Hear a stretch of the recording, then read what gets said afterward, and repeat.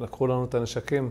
הייתי עם שכפ"ץ בבית, מחסניות, קסדה, פנס, מפות וכל מה שצריך, אבל בלי נשק. הוא אמר לי שיש לו גם M16 וגם אקדח, אז אמרתי לו שיבוא ויאסוף אותי מהבית. התארגנתי זריז על הציוד, נעלתי נעלי ספורט, נתתי חיבוק לרוני אשתי ואמרתי לה שאני יוצא ואני אהיה באזור השער להמתין לצבא. זה גם באמת מה שחשבתי שיהיה בבוקר ההוא. זה לא היה בקלות, כאילו לא באתי ואמרתי, טוב, אני יוצא ומתעלם מהכל, אבל הבנתי שאני צריך לצאת. ניסן אסף אותי, המשפחה ננעלה בממ"ד, ואז בעצם התחלנו את הבוקר הזוועתי בחיי. איך שהגענו לשם, התחלנו לזהות המון אנשים בתוך השדה. אני פתאום מסתכל ככה ימינה על השביל, בכביש ההיקפי, ואני רואה מלא אנשים רצים לכיוון הקיבוץ. עשרות אנשים רצים עם כלי רכב בדרך. בקיצור, הבנתי שקורים דברים הרבה יותר משמעותיים. פשוט מאוד היינו שם וראינו אותם מטפסים על הגדר שאנחנו לידם, נכנסנו בגדר והתחלנו לדרוס אותם. בשלב הזה כבר היינו יחד עם הימ"ס, הם סיימו להעמיס את הציוד, הם חברו אלינו והיינו ביחד עם שני רכבים. ניסן ואני נוסעים ברכב הממוגן שלנו והם ברכב שלהם. סך הכל הם היו 5 חיילים. אז אחד החיילים חבר אליי ונכנסנו לתוך השכונה לראות אם יש משהו. זרקו עלינו רימון, עליי ועל אחד החיילים. רצנו פשוט מאוד הצידה ובנס לא קרה לנו כלום. ראינו שם תכונה של מחבלים שהלכו בשלשות והבנו שאנחנו לא יכולים להילחם מול כמות כזאת של מחבלים, אז חזרנו ומתוך הרכבים התחלנו להילחם בהם.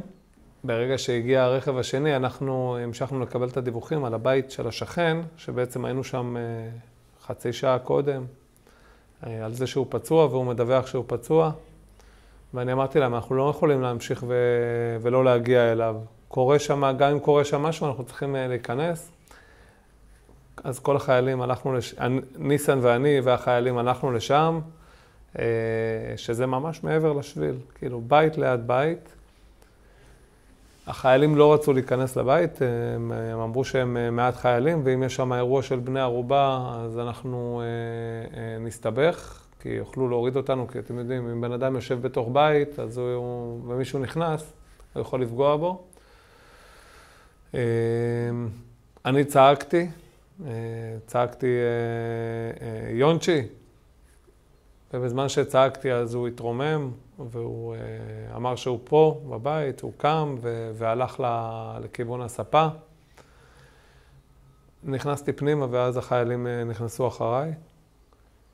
וכשנכנסתי פנימה אז ראיתי אותו ושאלתי אותו לשלומו. הוא קיבל כדור ביד, הוא חבש את עצמו, ואז הסתכלתי ככה לכיוון הממ"ד, שזה דלת מקשרת לסלון. ראיתי את כל הדלת באזור הידית מחוררת, ואשתו שכבה שם על הרצפה, הרוגה. כתבתי לרוני אשתי ב-SMS, לא בוואטסאפ, כתבתי לה מה קורה, איך הם. ואז היא רשמה לי, נראה לי שאני הולכת לקבל התקף לב. התעשתתי שנייה על עצמי, קראתי, אמרתי להם, חיילים תעצרו, אני הולך שנייה הביתה, הבית שלי היה שם קרוב. החלפתי עם ניסן את הנשקים, הוא לקח את ה-M16 ואני את האקדח, ורצתי פשוט מאוד הביתה עם כל החששות שיש. חששתי שגם החיילים יראו בי, כי נכנסו חיילים ששתפו את הקיבוץ. רצתי, נעמדתי על הפתח של הדלת, יש לנו דלת רשת, אז נעמדתי שם בין הדלת לדלת רשת, וכתבתי לבן שלי ולאשתי שאני פה, שיבואו לפתוח לי את הדלת. הם לא ענו לי, לא הבינו, לא הייתה להם כל כך קליטה. אז מתישהו הבן שלי סיפר לי שהוא יצא, הוא הסתכל מהחלון, הוא לא ראה אותי, והוא לא רצה לפתוח. הוא חזר לממ"ד, ואז כתבתי לו, אני פה, תפתחו, זריז. ואז הוא הגיע עוד פעם, צעק לי אבא, אמרתי לו, כן, תפתח.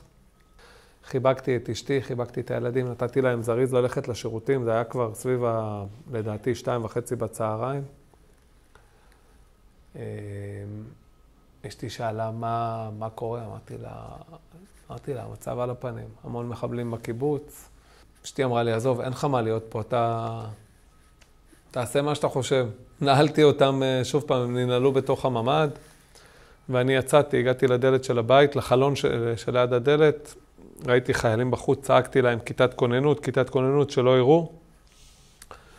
זיהו אותי, הייתי עם שכפ"ץ שחור שרשום עליו כאן באמצע כיתת כוננות, עם קסדה שחורה, ואז חברתי אליהם בעצם והמשכנו בסריקות.